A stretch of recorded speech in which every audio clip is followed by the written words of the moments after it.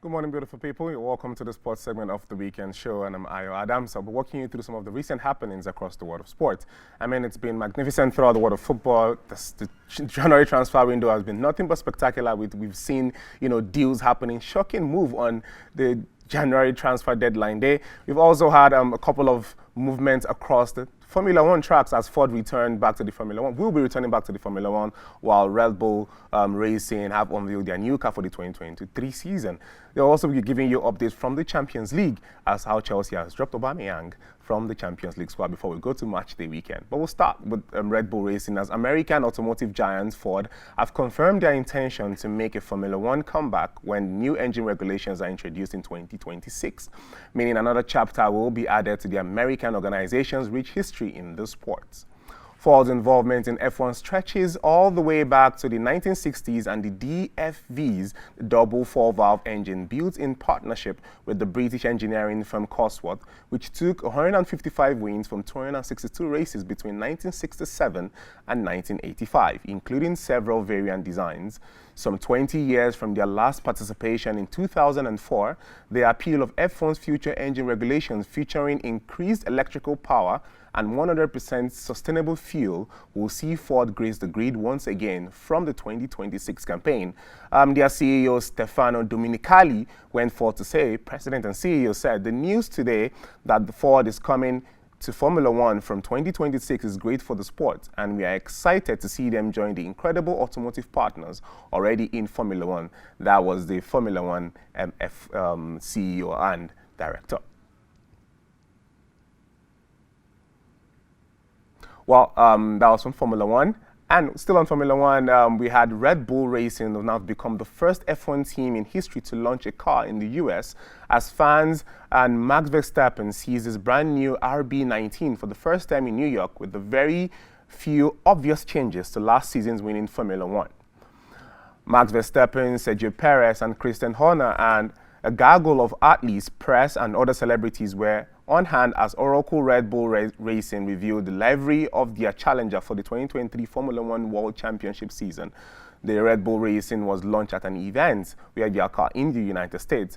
Their top driver, Max Verstappen, also spoke about the chances of the upcoming season as Red Bull tries to win yet another drivers' and constructor championship. He said, I feel like I have achieved everything I wanted in my sporting career, but then it's all about trying to stay there because it's probably even harder than getting there. Max Verstappen, admitted about that. It's been magnificent throughout the Formula 1. Well, we've seen Ford come back.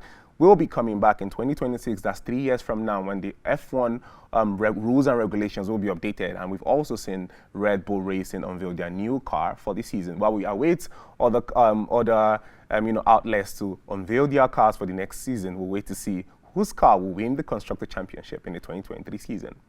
Well, let's shift gears and let's move to football. We'll start with a recap of the transfer window deadline day drama as we saw some shocking transfer news from across the world. It was nothing but exciting from the transfer window as we saw a magnificent amount of transfer happening. And not just that, we saw a series of players moving from side to side. We'll start with Jorginho, who moved from the red side of London to the blue side. From the blue side of London to the red side of London, Jorginho is now a gunner. We also saw Marcel Sabitzer come on loan from Bayern Munich to Manchester United. Well, it seems to be filling the spot for Christian Eriksen, who was laid out on injury.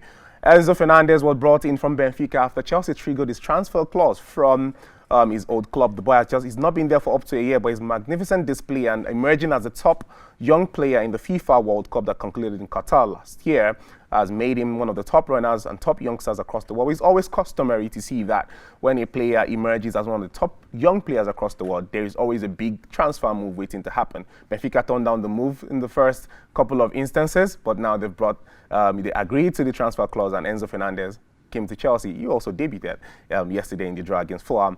Tolu Arokodare moved from Amiens to Belgian League Genk, replacing Paul Onachu.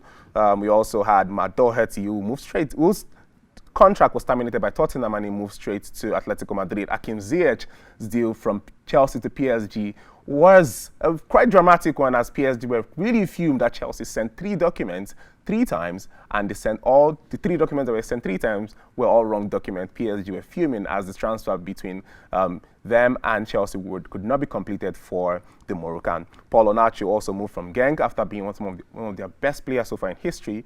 He's also moved to Saints, Southampton side in the Premier League, to continue his goal-scoring tout. We'll wait to see if he improves the team as they currently locked in the relegation battle.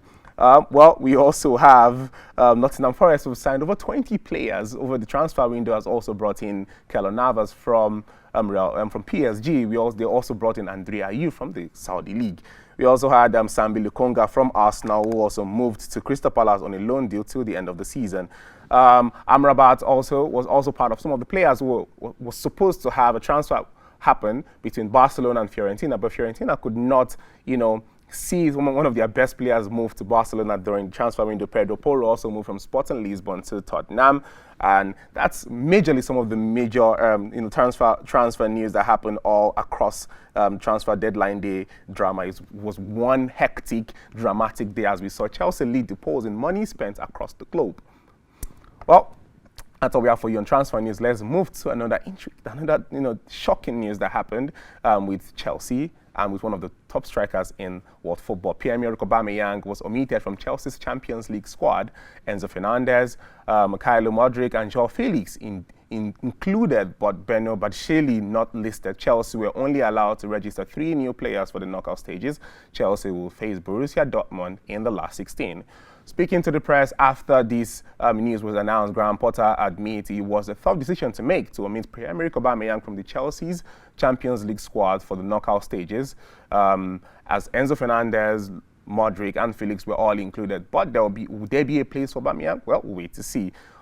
Talking about a team who has been struggling to score goals, a team who have probably not scored the largest amount of goals so far this season, omitting Pierre-Emerick Aubameyang, who happens to be one of the most exciting top goal scorers in the world, is really a shocking news to see from the blue side. But we'll wait to see if they can achieve what they seek to the end of the season without an outright top 9 in front of goal. Well, if you're a Chelsea fan or you're a football fan, go to our social media pages and handles. Tell us how you feel about Pierre-Emerick Aubameyang's omission from the Chelsea Champions League squad. Do you think it was a good move for Graham Potter for a team struggling to score goals to omit an outright number 9? Well, Aubameyang has also not been in good form. Maybe that's one of the reasons, but we'll wait to see when the Champions League returns later this week. We'll now move finally to the fixtures of the weekend. Matchday football returns this weekend, as we'll start from the Serie A.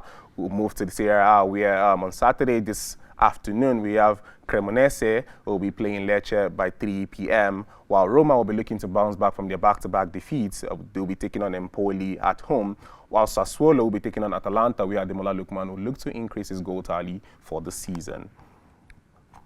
On Sunday, we'll have table leaders Napoli away to Spezia's Victor Osimhen, who won the goal of the month of the Serie A, January Serie A's turnout. We will see him they will take on Spezia, with him and Kvaratskhelia looking to wreak more havoc at the Italian Serie A table, as they have now been leading the Scudetto race. Will they take it at the end of the season? Wait to see. Will Victor Osimhen win the Scudetto and the Golden Boots? Well, we'll wait to the end of the season.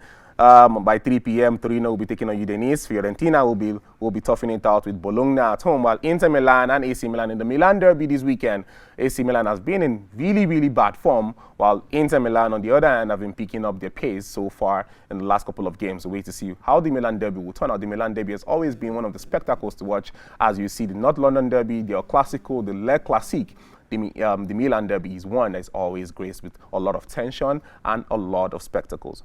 Moving on, we'll move to La Liga in Spain, as we have some of the top teams also in Spain toughing it out this weekend, looking to continue their contest for La Liga glory. We have Espanyol who will play in Osasuna at 2 p.m. We also have Elche taking on Villarreal, where Chukwueze is also there looking to add more goal tallies to his ranks this season. Atletico Madrid will be playing Getafe, while Real Betis will be playing Celta Vigo, the final game on Saturday. On Sunday, we have Real Mallorca taking on Real Madrid. Real Madrid coming from a big win against Valencia over the week. Valencia, coming from a defeat from Real Madrid, will be away to Girona, while Real Sociedad will be playing Real Valladolid, and Barcelona will be at home to Sevilla. Oh, well, shift gears to Germany. We'll move to the German Bundesliga where Borussia Dortmund will be taking on Freiburg. Union Berlin will be playing Mainz. Cologne versus RB Leipzig. We also have a couple of more games going on. Then Bochum will be taking on Offenham. And on Sunday, we have Mönchengladbach taking on Schalke 04. Werder Bremen also will be taking on their opponent on Sunday before Bayern Munich will round it up on Sunday evening, as they will be away to Wolfsburg. While João Cancelo is already in gears with Bayern Munich. He also moved on deadline day to the German side. We'll wait to see how he performs in his second game. His first game already provided an assist to Choupo-Moting.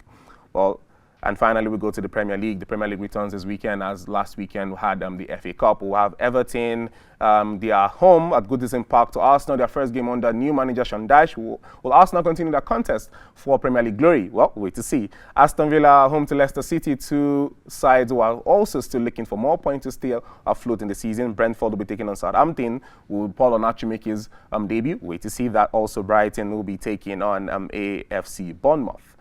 And moving on, also, we'll still have Manchester United at home to Crystal Palace. Manchester United have been going strong in the Premier League. They are also looking for top four spots. Will they be able to, hold that position or stay in the top four? Wait to see how that match pans out at 4 p.m. Wolves will be taking on Liverpool. Liverpool are in really disastrous from this season.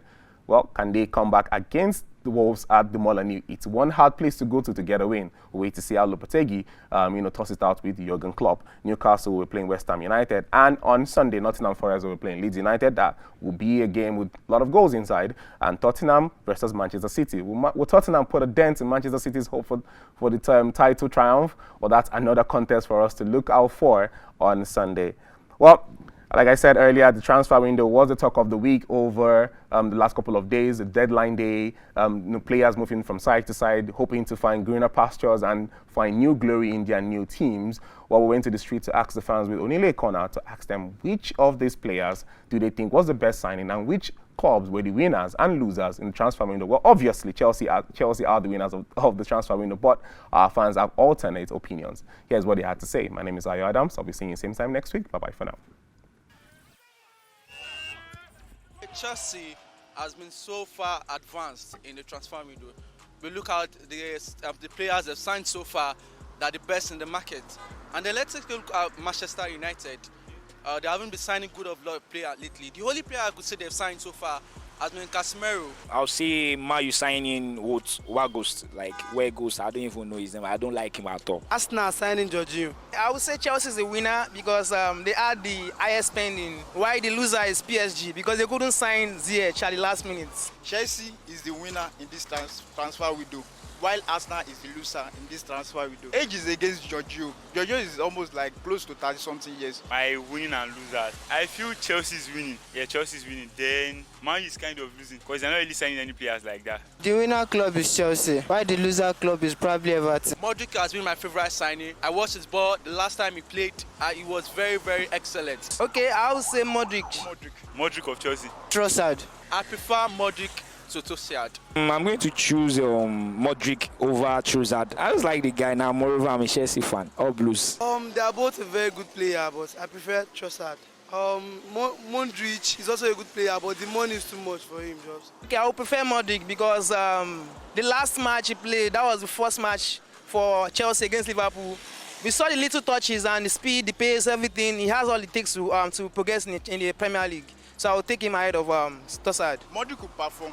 If you see the stats, if you watch against Madrid and Shakhtar Donetsk, because if you see the way this guy was roaming about with the ball, you know that this guy has a lot of talent. I prefer Modric. Well, I feel Modric has a lot to offer Chelsea. Based on Chelsea's forward now, their forward is not really good like that. So if Modric can perform to speak, can actually strengthen the forward in a way. Trossard.